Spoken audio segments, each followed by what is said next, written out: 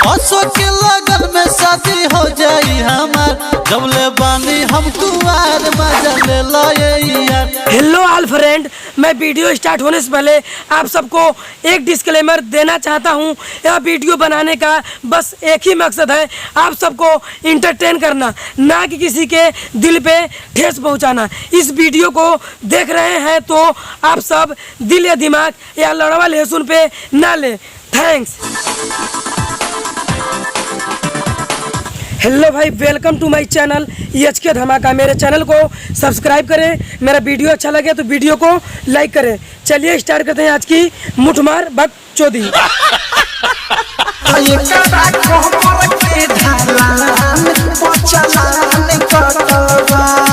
क्या हुआ अवधेश प्रेमी, तोहरे गणिया में पेलब हम ही। मस्त जोक मारा रे, ये हंस रे हलकट हंस, हंसो हंसो। कौन ची यार अवधेश प्रेमी, कौन ची कहल हो, हम तो कुछ समझ ना पेनी हो। चलो तनी फिर से कहब, चलो फिर से कह।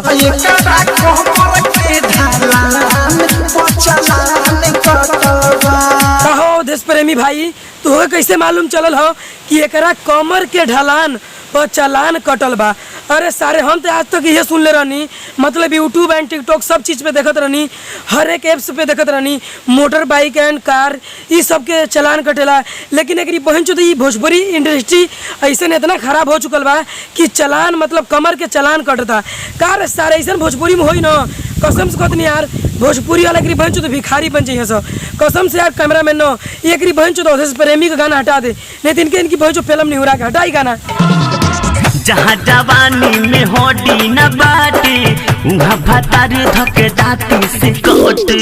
कार तोरी बहन चो तो सेक्सी भाभी क्या कहली है, जहाँ जवानी में हड्डी न बाटे वहाँ भतार रहते दांते से काटे। अरे सारे तोरी बहन चो तो भाभी कसम से कहती नो, कौन ऐसा तोर चीज बा जहाँ हड्डी नहीं के, कसम से कहती नो वो तोरी बहन चो तीन फकिया हो रे, वही जगह जहाँ ना तोरी बहन चो हड्डी नहीं बा वहाँ तो तोरी बहन चो ना दी मतलब जीभी से चाटे के चाहिए, तो कहे तोर भतरा दांते से काटे तक रे। कौन चिकली है भाभी, तनी फिर से कभी चल, एक हाला थोड़ा फिर से कहो, चल फिर से कहो। जहाँ जवानी में होडी न बाटे, उहाँ भतार धके दाते से काटे। भाई लोग जैसे कि आप सब देखनी है, अब एक बहन चो तो भाभी कहते रहियो, जहाँ जवानी में हड्डी न बाटे वहाँ भतार रहते दांते से काटे। लेकिन एक बहन चो तो बाद मतलब कुछ ऐसा विशाल कांड हो गई कि मतलब मैं बदल चुकल बा। अब एक बहन चो तो देखिए लो, एक बहन चो भयावा कौन ची कहता, अब तक तो भाभी कहते रही दांते से काटे, अब एक बहन चो भयावा का मतलब कौन भतार आ चुकल बा यार। जैसे कहता तनी देखा लो एक बहन चो तो भयावा जैसे कहता दांते से काटे। चल कैमरा मैन थोड़ा वीडियो लगा दे, लगा वीडियो। जवानी में होडी न बाटे, उहाँ भतार धके दाते से काटे। भाई आप लोग देख लेनी, एक बहन चो भयावा कहता जहाँ जवानी में हड्डी न बाटे वहाँ भतार रात दांते से काटे। कारे सारे भैया तोरो कोनो भतार बा कारे? अरे तोरी बहन चो तो कोनो मतलब घर नहीं खे मिलत कारे सारे हस्बैंड तू तोरी बहन चो तो लगता ना भतार कोनो लड़का के बनैले वाले का, पहले के तोर गाड़िया फाड़ दी रे सारे। कसम से कहनी कैमरा मैन नो एक बहन चो तो भैया का गाना हटा दे, नहीं तो पहले एक बहन चो दौड़ा के ई भागी, एक बहन चो तो चिल्ला के हटाई गाना।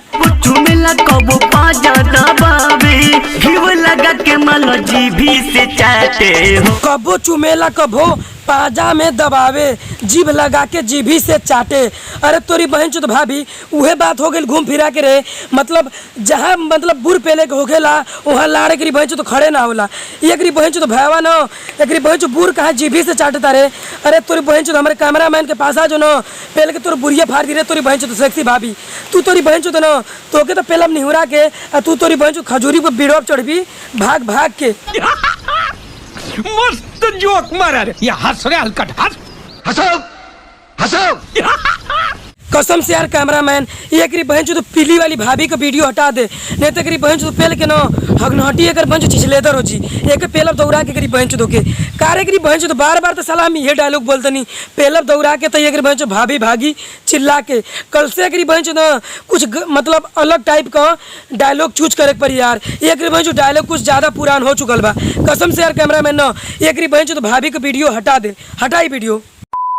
आई होप भाई यह वीडियो आप सबको बहुत अच्छा लगा होगा। अगर जो मेरा वीडियो अच्छा लगा है तो मेरे चैनल एचके धमाका को सब्सक्राइब कर लीजिए और मेरे वीडियो को लाइक कर दीजिए। सब्सक्राइब करते समय नोटिफिकेशन को और बेल आइकन को ऑल कर दीजिए ताकि कि जब मैं वीडियो डालूं तो आप तक नोटिफिकेशन पहुंच जाए। भाई मैं आज की बकचोदी बंद करता हूं, अब मिलेंगे नेक्स्ट वीडियो में, तब तक के लिए गुड बाय।